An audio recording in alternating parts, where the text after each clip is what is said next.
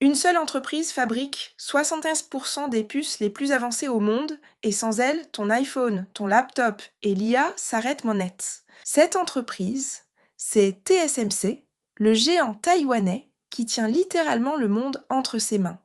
Chaque puce Nvidia qui alimente ChatGPT, chaque processeur Apple qui fait tourner ton téléphone, tout passe par leurs usines. Et maintenant, avec l'explosion de l'IA, ils sont devenus l'entreprise la plus stratégique de la planète. Pourquoi TSMC explose maintenant?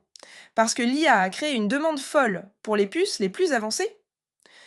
Google, Microsoft, Meta, Amazon ont annoncé 700 milliards de dollars d'investissement dans leur data center IA.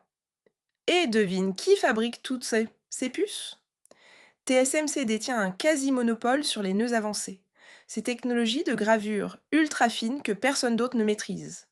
Résultat, ils peuvent te facturer 30 000 dollars par wafer sur leur future technologie N2 contre 15 000 il y a 5 ans. Et leur carnet de commandes plein jusqu'en 2027. Mais pour comprendre pourquoi TSMC domine à ce point, il faut remonter à une révolution industrielle unique en son genre. TSMC a révolutionné l'industrie en 1987 avec un modèle génial, devenir la usine du monde des semi-conducteurs sans jamais concevoir ses propres puces. Pendant qu'Intel et Samsung font à la fois la conception ET, la fabrication, TSMC se concentre uniquement sur la fabrication pour les autres. Résultat, ils sont devenus les meilleurs au monde dans ce domaine.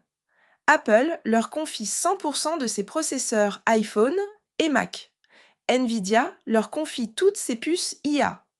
AMD, Broadcom, Qualcomm, tout le gratin tech dépend d'eux. Et avec 2000 milliards de capitalisation, ils pèsent d'un coup plus lourd que l'ensemble de l'industrie automobile européenne.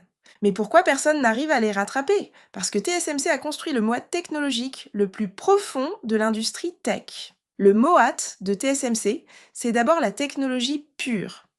Ils maîtrisent la gravure 3 nanomètres quand Samsung galère encore sur le 4 nm. Leur prochaine génération N2 avec la technologie Gate All-Around va les projeter encore plus loin. Mais c'est aussi économique. Construire une fab moderne coûte 20 milliards de dollars et prend 5 ans. Et même si tu y arrives, migrer un client comme Apple prendrait 2 ans et coûterait des milliards en requalification. Résultat, TSMC peut augmenter ses prix de 100% entre générations. Leurs clients paient sans broncher parce qu'ils n'ont pas le choix. Samsung et Intel Foundry, ils accusent 2 générations de retard et perdent de l'argent à chaque wafer vendu. Et quand on regarde les chiffres, la domination de TSMC se confirme de manière spectaculaire. 87 milliards de revenus en 2024, en hausse de 26%, mais surtout une marge nette de 51%, du jamais vu dans l'industrie. Samsung Foundry peine à atteindre 22%, et ça ne fait que commencer. Les analystes projettent 138 milliards en 2026, soit 58% de croissance. Le pricing power à l'œuvre. Bien sûr, cette success story a aussi ses zones d'ombre, et certaines sont carrément terrifiantes pour les investisseurs. Face à la concurrence, TSMC semble intouchable. Samsung Foundry perd de l'argent et accuse 2 générations de retard. Intel Foundry, c'est pire. Revenus en baisse, clients qui fuient, et Pat Gelsinger qui promet la Lune depuis 4 ans sans résultat. SMIC? Bloqués par les sanctions US, ils ne peuvent même plus acheter les équipements pour faire du 7 mm. Mais attention, ces concurrents bénéficient du soutien massif de leur gouvernement. Le CHIPS Act US et les subventions coréennes pourraient changer la donne. Et puis il y a l'éléphant dans la pièce, le risque géopolitique taïwanais. Côté positif, TSMC c'est un monopole technologique avec un pricing power de dingue et une visibilité revenu jusqu'en 2027. Leur marge explose grâce à l'IA et ils ont 2 générations d'avance sur tout le monde.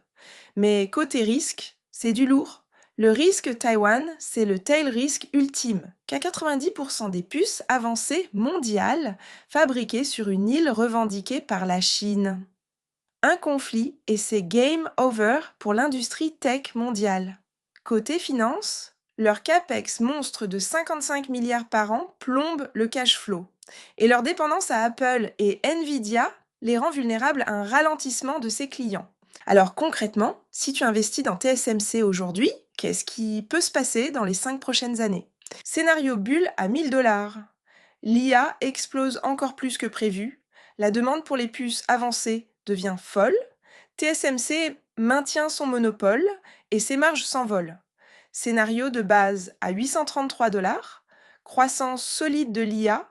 TSMC garde son avance technologique, mais fait face à un peu plus de concurrence.